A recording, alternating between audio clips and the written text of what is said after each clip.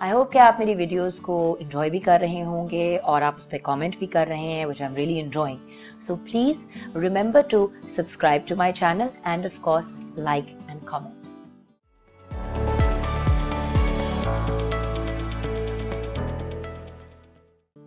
बिस्मिल्लाहिर्रहमानिर्रहीम. अस्सलाम वालेकुम. आज मैं आपसे बात करना चाहूँगी depression, anxiety, postpartum depression, basically I guess mental illness या मेंटल कंडीशंस की. देखें, कुछ लोगों को तो बहुत डिफाइंड किस्म के मसाइल होते हैं, जैसे कि किसी को स्किज़ोफ्रेनिया होता है और उसके लिए उनको दवाई दी जाती है और वो प्रॉपर थेरेपी के थ्रू गुजरते हैं, और कुछ लोगों को इंस्टीट्यूशनलाइज भी करना पड़ता है. फिर हम बात करते हैं ऐसे लोगों की जो पैदा होते हैं तो कुछ ही सालों बाद पता चलता है कि वो ऑटिस्टिक हैं, और ऑटिज़म के किस मतलब कि स्पेक्ट्रम में वो कहाँ आते हैं उससे डिसाइड होता है या डिफ़ाइन होता है कि उनका इलाज क्या होगा. लेकिन जब हम डिप्रेशन की या एंग्जाइटी की बात करते हैं तो आज भी इसके ऊपर बहुत सी रिसर्च भी हो रही है और बहुत से लोग इससे सफ़र भी करते हैं. मैं ख़ुद अपनी पर्सनल लाइफ में डिप्रेशन से भी बड़ी दफ़ा गुजरी हूँ और ऑन एंड ऑफ मुझे डिप्रेशन होती है. एंग्जाइटी से भी सफ़र करती हूँ. वो घबराहट की फीलिंग के समझ नहीं आ रहा होता कि क्या करूँ, आना है कि जाना है. कभी रातों को नींद नहीं आती तो कभी जी चाहता है कि बंदा 14-14, 16-16 घंटे सोए. समझ नहीं आती कि इस वक्त एंग्जाइटी हो रही है कि डिप्रेशन. डिफरेंट ज़िंदगियों के हिस्सों में, डिफरेंट ज़िंदगी के मरहलों में हम डिफरेंट चीज़ों के थ्रू गुज़रते हैं. जब मेरे फादर की डेथ हुई तो मैं बड़ी सीवियर डिप्रेशन से गुजरी और समझ नहीं आती थी कि मेरे साथ ऐसा क्यों हुआ. बल्कि उससे भी पहले अगर जाएं तो मैं 9 साल की थी जब मेरी नानी की डेथ हुई, और मेरी नानी मेरे लिए माँ की जैसे ही थी. लाइक मामा और नानो बिल्कुल एक ही रोल मेरे लिए अदा करती थी, और मेरी अगर कोई और मदर थी तो वो मेरी नानो थी, along with of course many other people जिनके साथ मेरा काफ़ी करीबी रिश्ता है. आई एम वेरी लकी, मेरी बहुत सी माएँ हैं. लेकिन जब मेरी नानी पास्ट अवे, जब मैं 9 साल की थी, तब भी पहला वो जो कहते हैं ना एक फीलिंग या बाउट हिट किया डिप्रेशन का. लेकिन ऑफ कोर्स 9-10 साल के बच्चों को कहाँ कोई रिकग्नाइज़ करता है कि इसको कोई डिप्रेशन होगी. फिर ज़िंदगी में और भी बहुत से मरहले आए.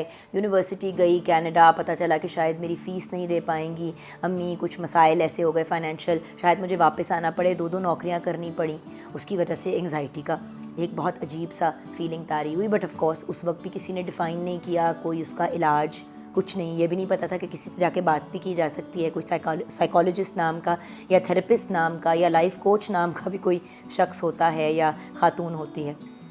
उसके बाद फादर की डेथ हुई, मेरी डिवोर्स हुई, अपने बच्चे को अकेले पाला. बहुत से डिफरेंट स्टेजेस ज़िंदगी में आए जहाँ पे डिप्रेशन और एंग्जाइटी को मैंने फ़ेस किया.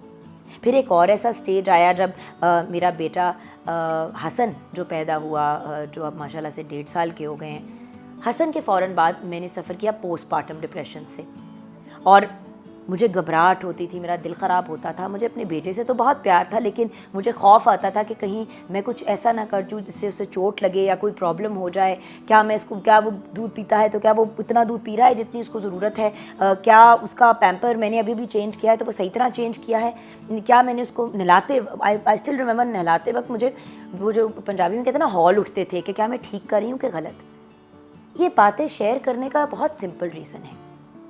आजकल बहुत सी कहानियाँ सुनने को मिल रही हैं, मतलब एक्चुअल इंसिडेंट स्टोरीज़ जहाँ पे किसी ने सुसाइड कमिट कर ली या किसी ने सुसाइड का अटैम्प्ट किया, या कोई इंसान जो है वो किसी इंस्टीट्यूशन में उनको डालना पड़ा क्योंकि वो अपनी डिप्रेशन या एंग्जाइटी को फेस नहीं कर पाए.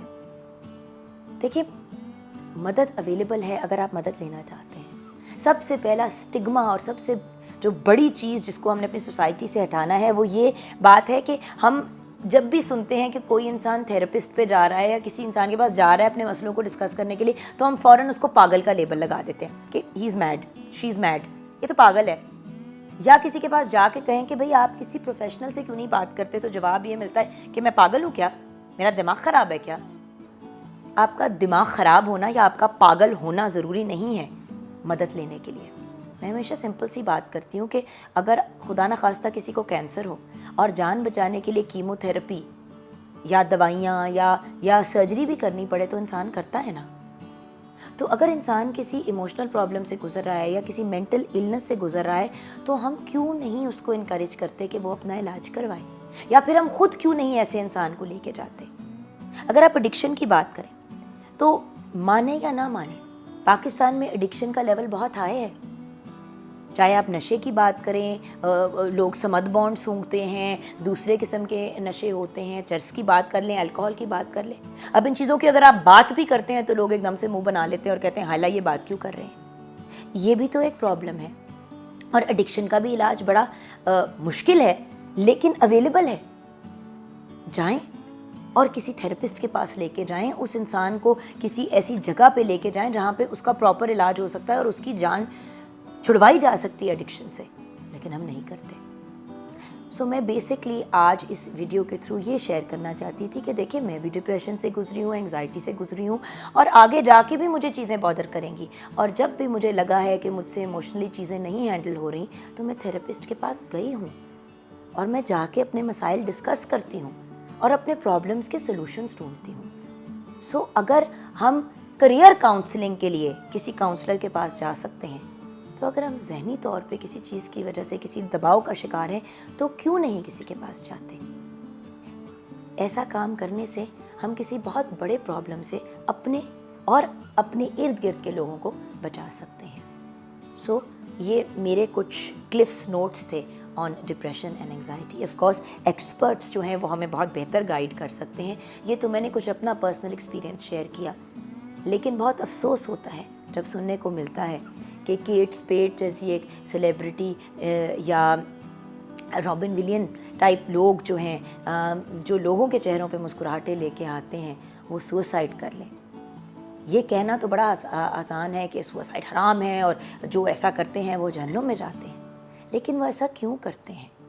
उस चीज़ को रोक लेना होने से पहले क्या ये बेहतर नहीं होगा?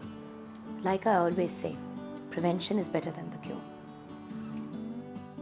आई होप कि आप मेरे YouTube चैनल को लाइक भी कर रहे होंगे, उसको सब्सक्राइब भी कर रहे होंगे और कमेंट्स भी शेयर कर रहे होंगे। लेकिन I have a great opportunity for you now. आप अपने कमेंट्स मेरे साथ शेयर कर सकते हैं इस नंबर पे।